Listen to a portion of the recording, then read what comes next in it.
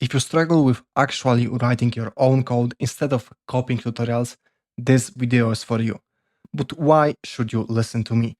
I am a guy who went from not being able to write single line of code by himself like you to creating commercial projects, having creating freedom when programming and being the go-to person that my friends from university would go to when they had problems with their own project. So if you want to, like me, start building real life applications with confidence, watch this video till the end.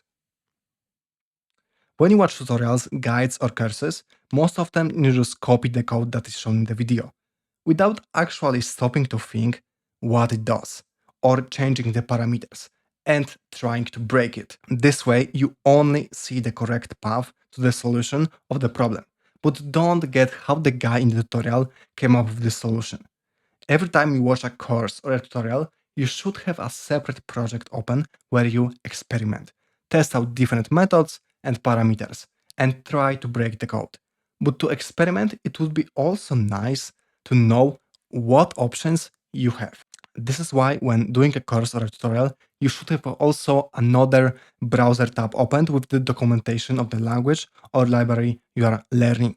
I think reading documentation is one of the most important things you should do as a programmer. Of course, you don't have to know the documentation by heart or even read it fully, but at least look at the page with the new function you just used and see what parameters there are, what are edge cases, return types, and so on. To build your toolbox and knowledge with small steps every time you learn something new in a course or a tutorial.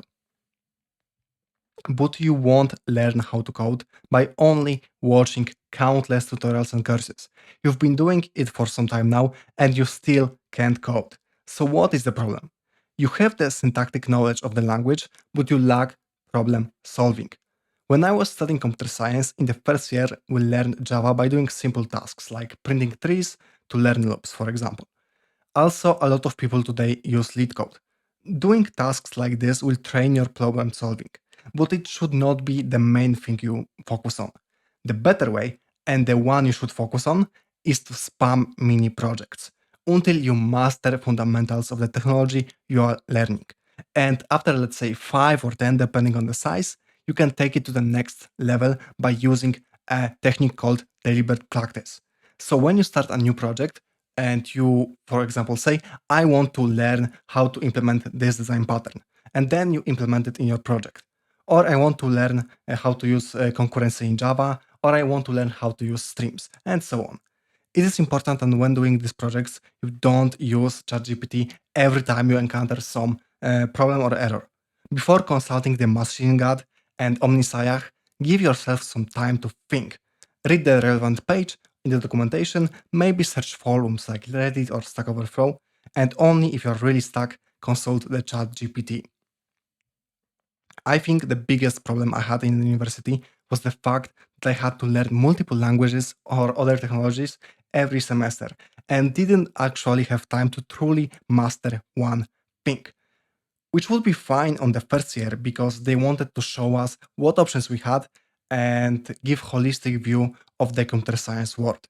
But after choosing a specialization in the second year, we should be able to just focus on one thing that is relevant to our thesis and go all in on it. I think the fastest way you will learn any technology is to just obsess and focus on one thing at a time. When I was still in the beginning of my journey, I watched countless tutorials, podcasts when I was eating or before going to sleep or when training in the gym. And I think because of this total obsession on the skill of programming, I am in a position I am today. Next thing I think you should do is to join a community of like-minded people with similar interests with whom you can share your journey, ask questions, and keep each other accountable. I am currently building my own school community where I'm putting all of my courses, but you also will get access to our exclusive community of people focused only on Java and Spring Boot development. So if you are interested in that, check out the top link in the description. Where one teaches, two learn. It's a famous quote of Robert Heinlein. Teaching others is the best way to truly master some skill. And this technique is used even by the military. Most of the people was made to believe that by education system that to teach someone you have to be super educated. have all of the knowledge on the topic, and maybe only then you will deserve the position of a teacher. But that is simply not true. To teach someone some concrete skill, you just need to be one step before this person. And you will be even more relatable to this person you are teaching because you know the exact problems this person is having right now. And this gives you a lot of advantage over a delusional professor that focuses more on showing how smart he is than to actually teach anyone. So, how can you start teaching others? There are few ways. You can teach and help your friends that are learning the same thing if you are in university, for example. This is something that I have done countless of times. You can participate in a already mentioned community, share your learning lessons, help others with their problems, and so on. Or even better, you can start creating your own content on YouTube or any other platform that is more natural to you, like TikTok, Instagram, or Twitter.